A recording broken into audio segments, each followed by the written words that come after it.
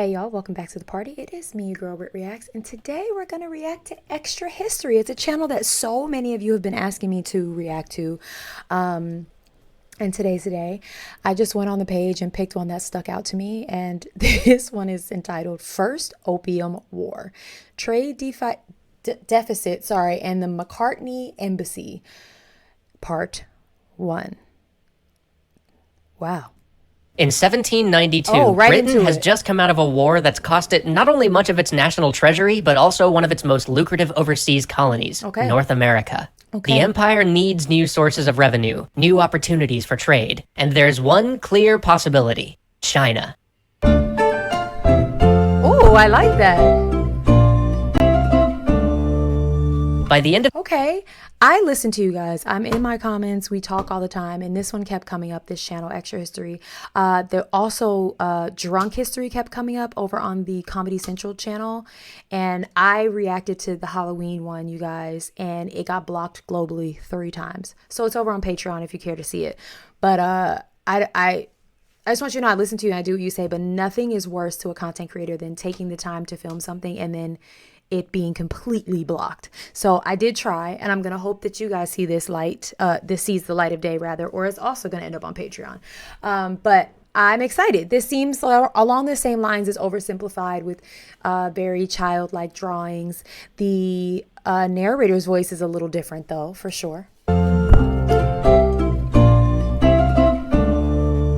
By the end of the 18th century, the world had become a much smaller place, with European traders traveling the globe to feed the hungry markets of the industrializing West. Wars were fought all over the planet to secure exotic goods or the raw materials needed to power new economies of the rising European empires. But China still remained aloof. Demand for Chinese goods was high. Silk, porcelain, and especially tea were coveted by buyers back in Europe. But the Chinese emperors saw all these foreign traders as a potentially destabilizing influence, and as they had done throughout Chinese history, placed strict controls on foreign trade. Specifically, they limited trade to just a few ports. Traders weren't allowed to set foot in the empire except at a handful of cities designated for that purpose.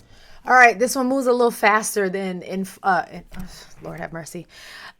This one moves a little bit faster than Oversimplified. I was going to say Informed Elect, which is an app that I partner with, and I'll leave the link below in case you want to download it. It's a fantastic app. Fantastic. I didn't mean to plug that, but I almost said it, so why not? Shout out to Informed Elect.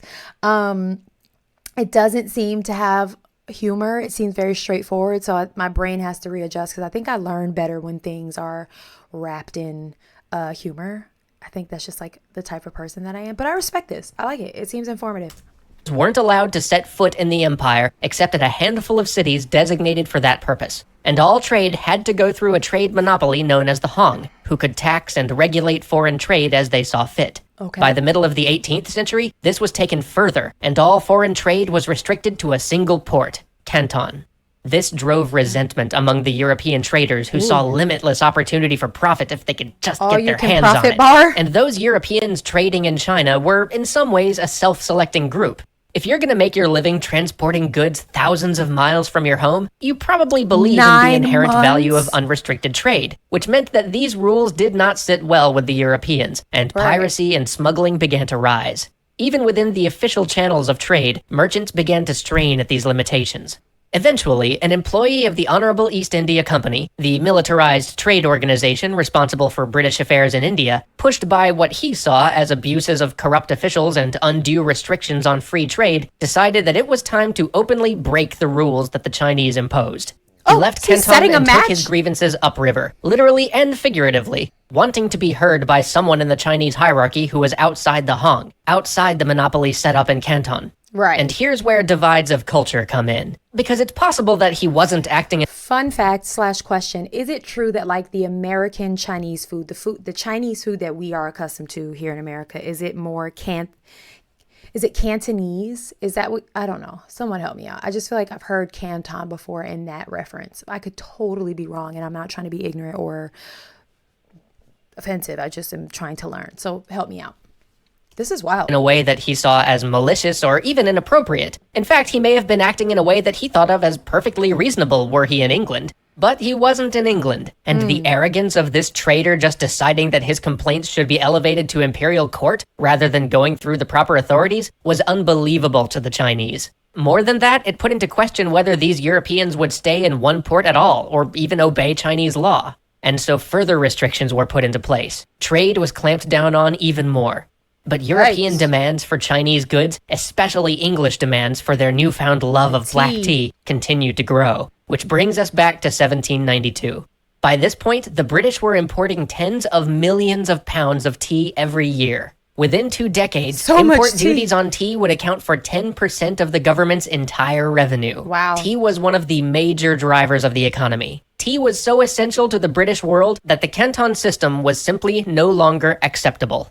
And more than that, the British were now running an enormous trade deficit with the Chinese. Millions of pounds of silver were flowing out of the British Empire and into China. On top of that, recent European struggles had cut them off from the silver mines of South America, and costly foreign wars had left the treasury dry. Even the Honorable East India Company was broke, incurring a huge debt to finance their military conquests of parts of India. The British Empire, for all of its power and its wealth, for all its global might and territory in every region of the globe, simply did not have the raw currency it needed to continue paying for its tea habit. Currency is really something that I don't understand much. Any of it. I know what American dollars look like. I know how to spend an American dollar like nobody's business, but I don't understand it. So I'm saying all that to say, someone, feel free to drop your college entry essay down below and explain it all to me. Thank you. So, the British decided that it was time to finally send an official diplomatic mission to China. No more traders, merchants, or pirates. This was going to be a real envoy from one monarch to another to talk about opening up trade. So cute. After some consideration, it was decided that the first Earl of Macartney, a seasoned colonial governor, should lead the mission. His aims were simple: end the Canton system, establish a permanent embassy, or at least get a permanent British representative in the imperial court, and, if possible, secure the grant of a small island off the coast of China where British merchants could operate under British rather than Chinese law. So they packed the hold of a ship with clocks and telescopes and even carriages to be presented to the Chinese emperor and began their trip. They sailed east around the Cape of... Right before my birthday. Good Hope, with only one minor detour when the trade winds pushed them all the way to Rio de Janeiro. At last, though, they arrived in China. They immediately asked to dock at a port much closer to Beijing than Canton. This was considered bad form by the Chinese, but representatives of the East India Company explained that they had expensive gifts for the emperor on board, and didn't want any of them to get ruined in a long overland journey, so the Chinese acquiesced. They and their goods were ferried up the Grand Canal to Beijing, and here they assembled their gifts and prepared for the last leg of their journey, over the Great Wall and to the Emperor's summer palace at Jahal. Here they finally met the Emperor. And trouble began immediately. Because in the presence of the Emperor, it was expected that everyone kowtow, or kneel and bow so low that their head touched the floor. And Macartney, being a seasoned British governor and gentleman, hailing from what he believed was the most powerful and civilized nation in the world with, as he saw it, the most divine monarch, and not only the right but the duty to spread the British way around the globe, refused to do so. After all, if he wasn't going to touch his head to the floor for King George, he certainly wasn't going to do it here. So, after some wrangling and protestations, he proposed a counter-solution. He would perform the kowtow so long as, every time it was done, a Chinese official of equal rank would kowtow to a picture of George III. This was, of course, ludicrous to the Chinese, as, after all, they were from the most powerful and civilized nation in the world. What is it about man that no, you about it. Tale as old as time. I know. It just is so interesting to me that we keep seeing it's all about power and one man wanting what another man has so that he can prove he's bigger, better, and better. And it's just exhausting. Since forever. Since literally forever. With the most divine monarch, and who was this barbarian to try to put his king on anything like the emperor's level? Seriously. But even without the kowtow issue truly resolved, with Macartney merely genuflecting in the end, as he would to King George, the meeting went forward.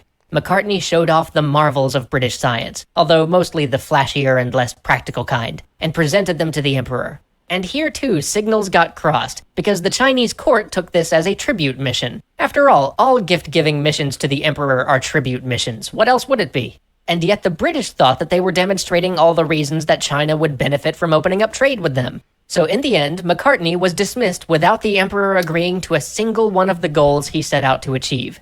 And the emperor sent one of the most gloriously, imperially snarky letters ever penned to King George, thanking him for his tribute, which, though neither he nor the Chinese actually wanted it, he would graciously accept out of respect for how far George had sent people just to pay him tribute. But no, China didn't need baubles or knickknacks from England, thank you. Trade would remain the way it was. Okay. So Britain was left with a massive trade deficit. Again. The East India Company was £28 million in debt as a result of their Not the trade deficit, but again, they have money. Okay. All right. war in India, and the royal coffers were nearly dry. They needed to find What's a some royal product coffer? the Chinese wanted. And then they did. Opium. Y'all, I forgot this video was about opium. Child. I literally forgot this video was about opium.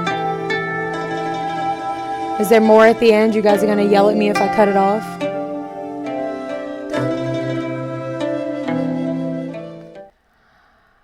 Now we really have to watch part 2. That was interesting.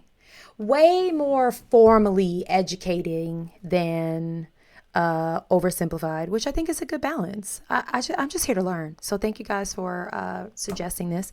Come back for part 2 because we heard nothing about opium in part 1. So I'll see you there.